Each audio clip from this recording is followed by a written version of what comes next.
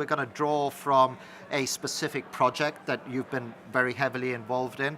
So give us a bit of background about Avista for those of you who are not in America and don't know you guys, and the Urbanova project. Yeah, absolutely.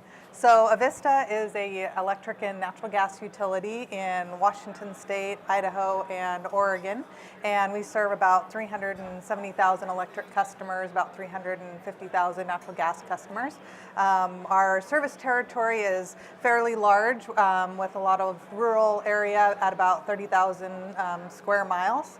And we've been around for over 128 years. And over that time, we've really had a focus on innovation and finding new opportunities in the utility industry and in our service territory to help with economic development. So we've actually started a few companies.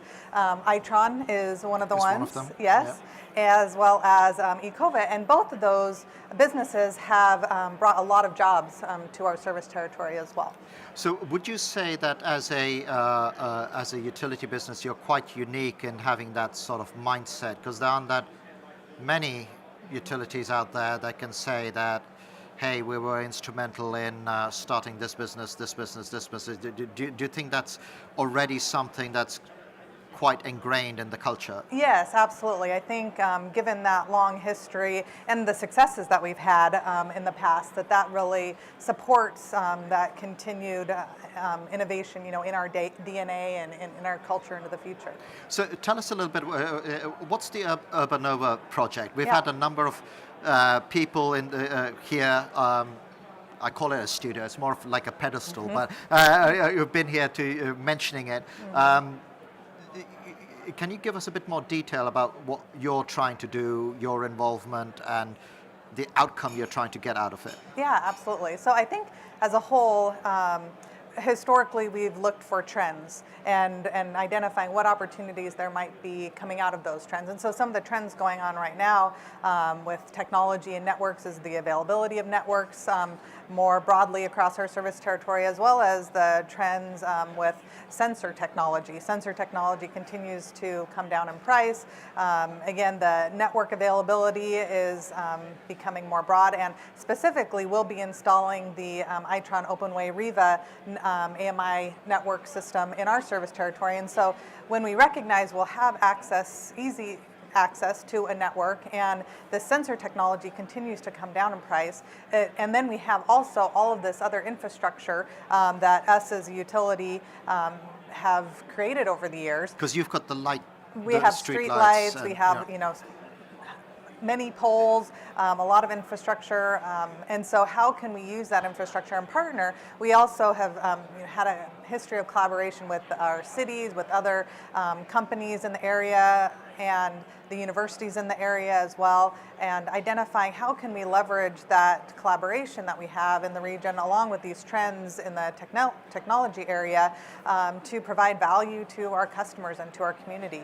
So let me ask you a very glib question, because we titled this talk of how to stay relevant, and you've been around for 129 years. You're doing, pushing the boundaries with the Urbanova project, trying to see how you can collide all of these things. Why?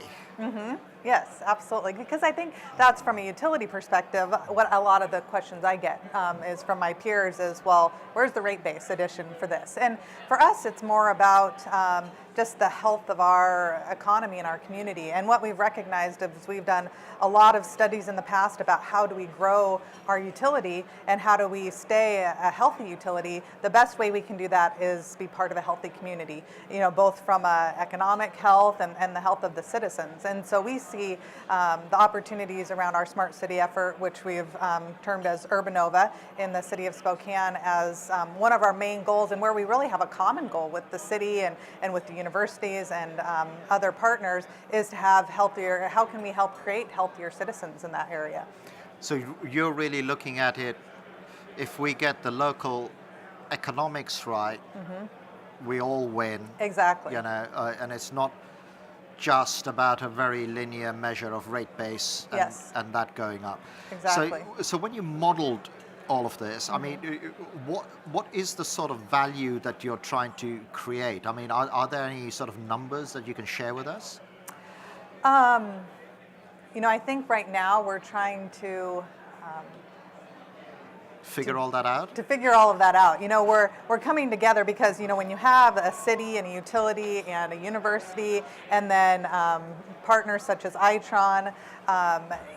First coming together and making sure you have common goals, because initially you're kind of looking at, well, we're all different entities, some public, private, governmental, and so getting alignment on the direction of where you want to go, it takes time. And so that's what we're happy that we've come to that agreement of alignment of, the focus for our area is on healthier citizens, safer neighborhoods, smarter infrastructure, a more sustainable environment, and then a stronger economy. And then how to inform the projects we'll do in that area. We're doing a lot of qualitative and quantitative analysis partnered with Gallup to understand what would be the best use of our time and technology and efforts for our community-specific goals. So is a part of this a leap of faith exercise, and then a part of it is based in data and experience? I mean, I think I get a we've sense been that there's a successful bit in the of it. past in following those trends, Right. in seeing where things are going. We know, Moore's law, that the advances in computing technology continue to advance. So instead of waiting for that, we're trying to predict and get ahead of it and put platforms and collaborations and systems in place to take advantage of that as it continues. So let's now pull ourselves out of this project and go onto a more macro thing. There's a lot of talk and themes about not just in the US, but certainly in Europe, saying that the utility industry or the energy industry needs to change in order to stay relevant. And people have been saying that for 5 years. And legitimately, when I talk to some utilities, they go, well, why do we need to? We're still here, right? Where no one's going to throw us out because we own the infrastructure. So, in your own words, I'm not asking you to speak for how much of all this noise and commentary around the ecosystem about the need to change and this almost imminent need to change is real, and how much is perceived, and Right. where are we?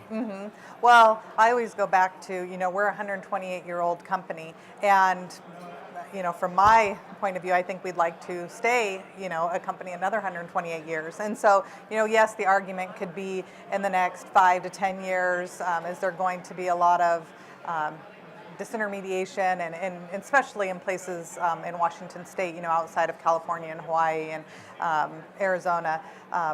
But I think we've got to be looking ahead. We've got to be trying to prepare for that next 128 years to be competitive, because as was shown this morning, the energy use, the appliances, everything else is getting much more energy efficient, energy use is going down. And so to continue to grow and stay relevant as an investor-owned utility as we are, we've got to identify additional business models, additional partnerships and relationships. So your biggest threat vector, if I can call it that, from a business perspective, is the drive of energy efficiency, and then the sort of self-generation that's just going to come. I know it's different. Is that what it is? I don't see, I guess, energy efficiency as a threat. It just changes our business model. Right. In terms of, and there's others that are taking advantage of this new technology and trends, and we're the closest to it. So we should be ones looking at how to take advantage of the new technology.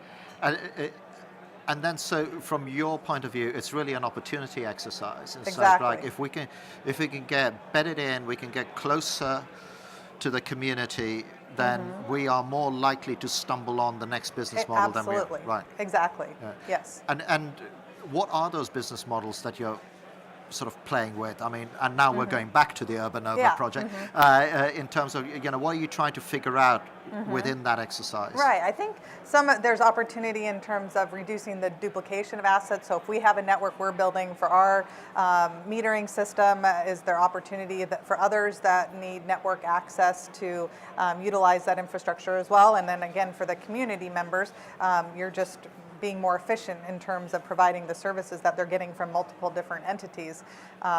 We're trying to look at to be a research hub.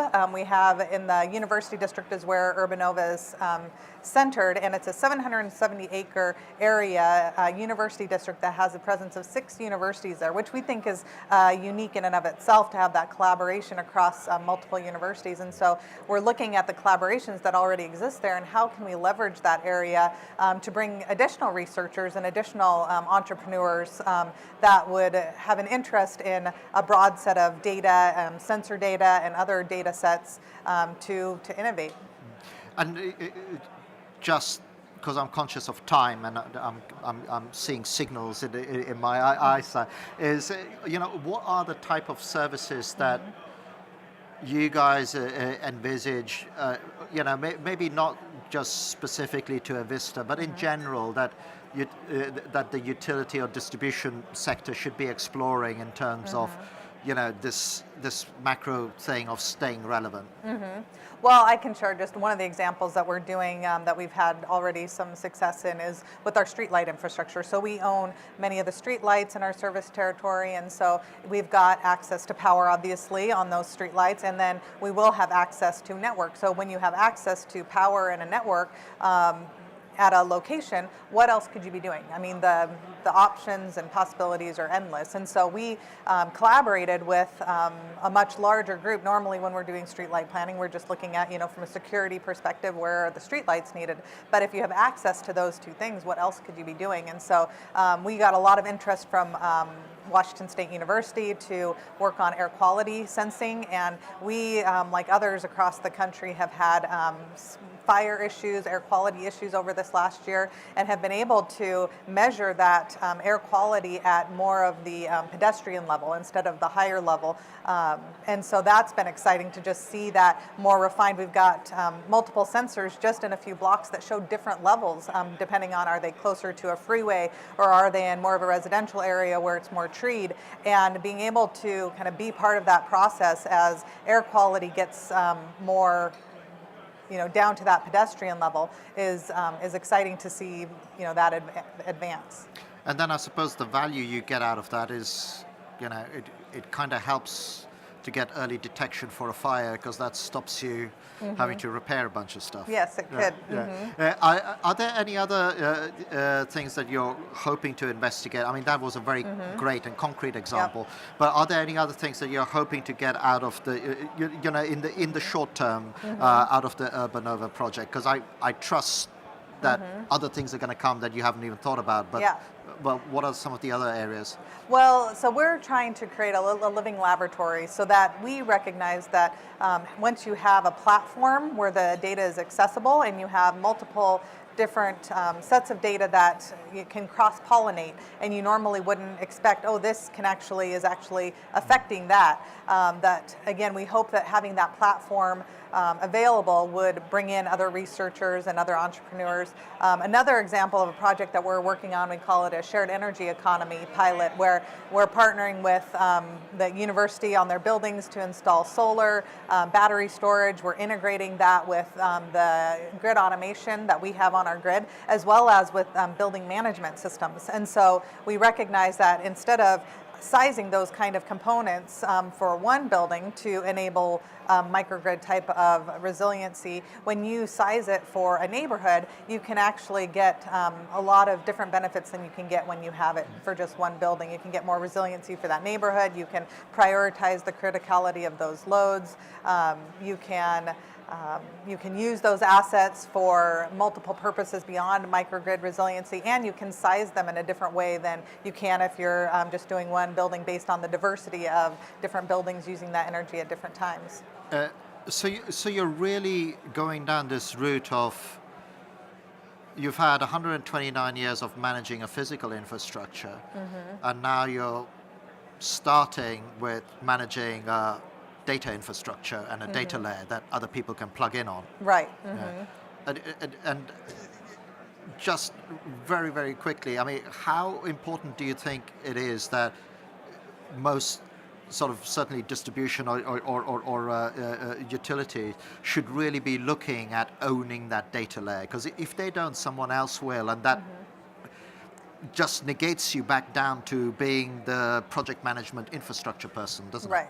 Right. I think looking at your assets and figuring out all of the multiple uses for those assets beyond delivering electricity and natural gas really benefits the community and your customers, and gives you more longevity and relevance into the future. Perfect. On that note, we'll leave it. Heather, thanks ever so much for joining us, and thank you as well for watching.